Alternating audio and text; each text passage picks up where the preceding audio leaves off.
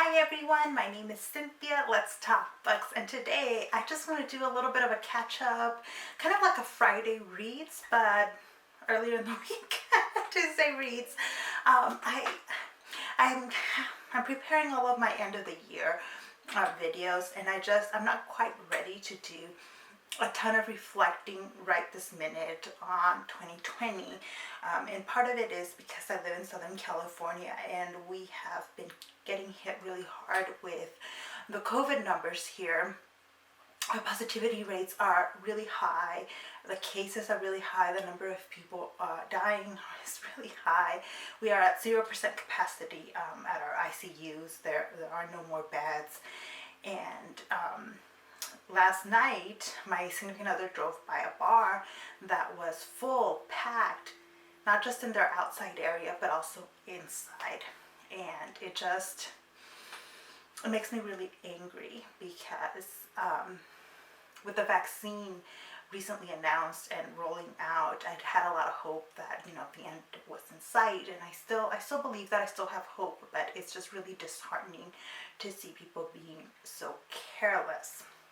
And so instead of doing too much reflecting, I wanted to be in present, be in the now in terms of my reading, and share with you all what I'm reading right now. I'm doing two kind of buddy group reads.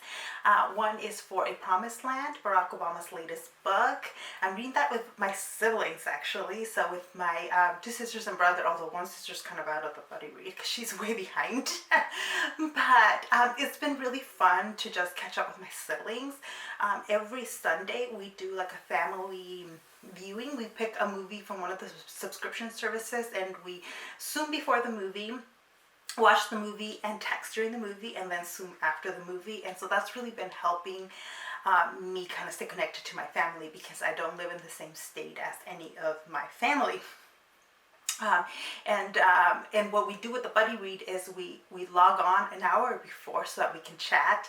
My brother was an econ major. My sister was a history and French major, just like I was. And so we've been having some really great conversations and reflecting on the Obama years. So that's been going well.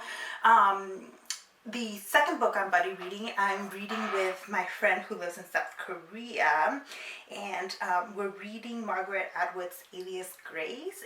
This is a chunker, it turns out. Like, we've been reading, a chunk each week and then talking about it.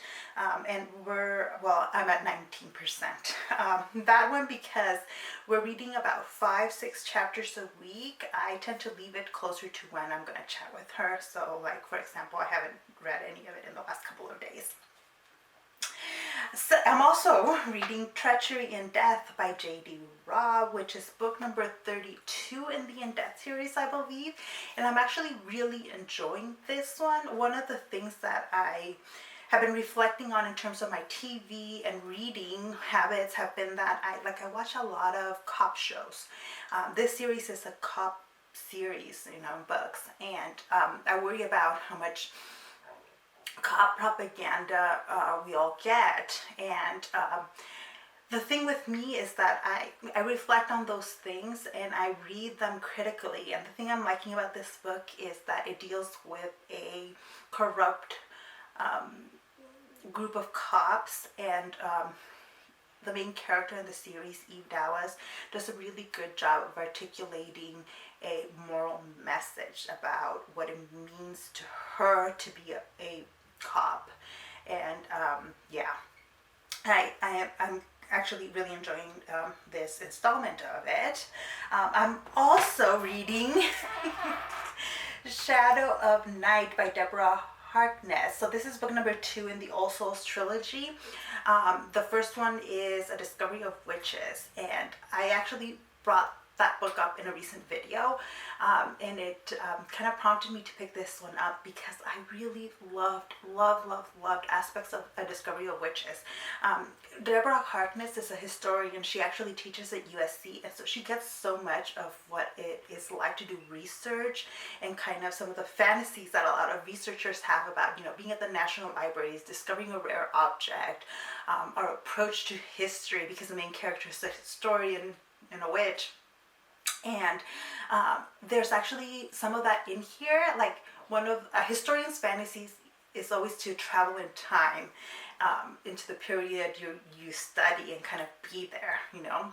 And we get some of that in this book, and so some of that is really interesting. I'll have more thoughts on in my wrap up in a week or so. I have about, oh shoot, I have about 150 pages left to go. So I just need like a couple more sittings with that book and I'll be done. I have a book that I will start and finish today, Deal with the Demon by Chace. Verity. I'm reading from the Kindle here. Ka had mentioned this in a recent video, and it's a short novella, and I'm really in the mood for those right now. So I can't wait to get to that one. I'm also going to read The Naughty List by Ellie Mcgregor, another really short holiday novella that's been making the rounds in Romancelandia, in the circle of romance readers and writers, and a lot of people have actually had really good things to say about it, so why not? It's a very short holiday novella. I've also just gotten a few holds come in through the library. How to Fail at Flirting by, is it Denise Williams? That one just came through from the library, and again, that will be another kind of fast read. And Margaret Atwood's The Testaments just came through. That's actually the book that my book club picked to read in January, so I'm not going to be starting that one anytime soon. I also had a request get accepted on Netgalley, Island Queen by Vanessa Riley, which looks really, really good. It's the real life story of a Black woman in the Caribbean, and Vanessa Riley does extensive research on a lot of historical elements for her romance novels, and this is not a romance novel. This is a work of fiction, of literary fiction. And I can't wait to see what she did with it, because I just know her research skills are incredible. And she does have a PhD, I think, in electrical engineering, I think it is. And so I feel like this is a topic that we can really trust her with. So those are all the books that I'm reading right now. I might also pick up some other like random physical books I've got.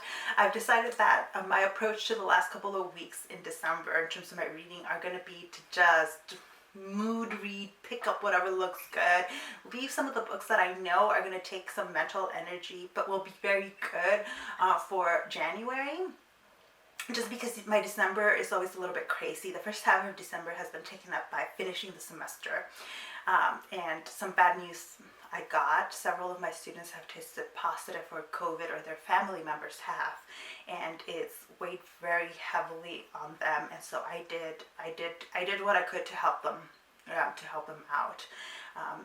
But you know, that stuff weighs very heavily on me. I take my teaching very seriously and probably way too personally, which is why I've been like, for a while there I was in burnout mode and have managed to do things a little bit better this semester in terms of managing a lot of that workload, but the emotional toll is very much there, and there's no way around it given the global pandemic and just situation we are in. And so for these last few weeks, you know, of December, I'm just gonna read, you know, silly things I want to read, lots of romance, because that feeds my soul, and actually I've been reading some like thrillery mystery stuff too. So I don't know why I sometimes get in the mood for like mystery thrillers around December, but it is what it is. Let me know how you are doing in these last couple of weeks in December. What's your approach to this last couple of weeks? The last 2 years, I've actually read my favorite books of the year in December. I don't think that's going to happen this year, just because of, you know, I'm such a mood reader and where my mood is right now. But I have started reflecting a little bit and looking at some of my five-star reads for the year and trying to pick which one is going to be my top book of 2020. So if you've already decided what your top book of 2020 is, leave it down below, and yeah, let me know what your approach to the last few weeks are. Thank you so much for watching, and I'll see you in the next one. Bye.